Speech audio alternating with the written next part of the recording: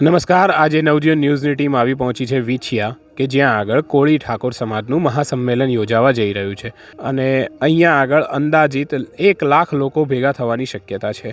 અને અહીં જેમ સમય વધતો જાય છે તેમ બધા આવતા જ જાય છે. આપણે એક પછી એક આવતા જતા લોકો સાથે વાત કરીશું કે તેઓ અહીંયા શું કામ આવ્યા છે અને ક્યાંથી આવ્યા છે, કેટલે દૂરથી આવ્યા છે. સૌથી પહેલાં તો આપનું નામ જણાવશો કે આપ ક્યાંથી આવો છો? ઘનશ્યામભાઈ, આપ ક્યાંથી આવો છો? પીપરાળી. અને અહીંયા શું કામ આવ્યા છો, શું કામ ભેગા થયા છો અહીંયા સંમેલનમાં? શેના માટે સંમેલન રાખવામાં આવ્યું છે? અમારે એમ કે આનો ન્યાય જોવે એમ. અચ્છા, આપનું નામ શું છે? નું નામ ધીરુભાઈ. ધીરુભાઈ, આપ કયા ગામથી આવો છો? સાયલા તાલુકાનું ગ્રામડી ગામ. સાયલા તાલુકાના ગ્રામડી ગામથી આવો છો. આપ અહીંયા શેના માટે આવ્યા છો? સંમેલન શેના માટે રાખવામાં આવ્યું છે? ન્યાય મળે એનું. અચ્છા, આપનું નામ શું છે? સંજયભાઈ વાંગદ્રા.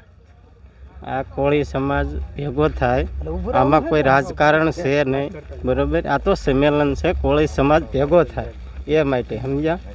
સહકાર મળે, કોઈ પણ એ રીતનું બન્યું હોય તો સહકાર મળે, એના માટે આ ભેગું થાય છે.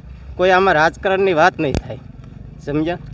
અચ્છા, આપણી સાથે એક કોળી સમાજના એક વડીલ પણ છે. વડીલ, આપનું નામ જણાવશો? સૌસીભાઈ જરામભાઈ વાઘાણી.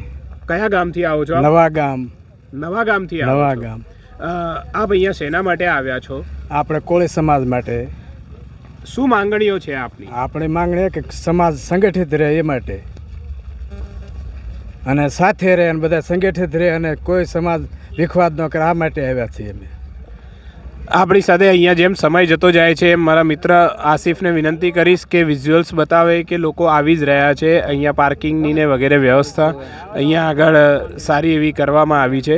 આ 2 વ્હીલરની એન્ટ્રી છે. આપને જણાવી દઈએ કે 2 વ્હીલરની એન્ટ્રી છે. 2 વ્હીલર્સ બધા અહીંયાથી આવે છે. 4 વ્હીલની એન્ટ્રી માટે બીજો એક દરવાજો રાખવામાં આવ્યો છે, ત્યાંથી એન્ટ્રી થતી હોય છે.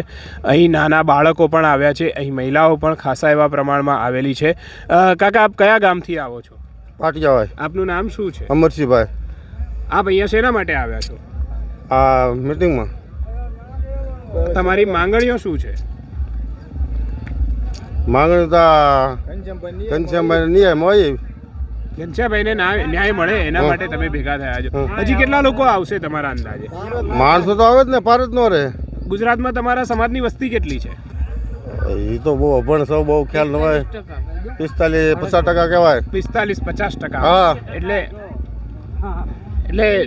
આપણે અંદાજે 40% પકડીને પણ ચાલીએ તો ગુજરાતની જે 7 કરોડની લમસમ વસ્તી છે, 7 કરોડના 40%, એટલે કે લગભગ 2.5 કરોડની આસપાસ આ એક જ સમાજની વસ્તી છે. અને આ સમાજ અહીંયા ભેગો થયો છે.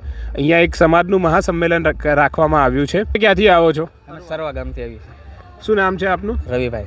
રવિભાઈ, અમારા દર્શકોને એ જણાવો કે તમે અહીંયા આ કઈ જગ્યાએ આવ્યા છો, શેના માટે આવ્યા છો, તમારી માંગણીઓ શું છે?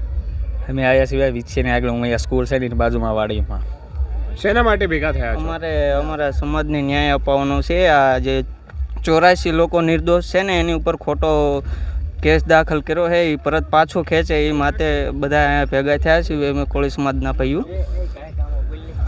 આ સંમેલનમાં માત્ર ભાઈઓ જ આવ્યા છે? હવે ભાઈઓ જ આવ્યા છે, બહેનો બધા આવ્યા છે. અને અંદાજે કેટલા લોકો અહીંયા ભેગા થવાની શક્યતા? અંદાજે 1 થી 1.5 લાખ ભેગા થવાની શક્યતા છે. સંમેલનનો સમય શું આપવામાં આવ્યો છે? 2 વાગ્યાનો. બપોરે 2 વાગ્યાનો.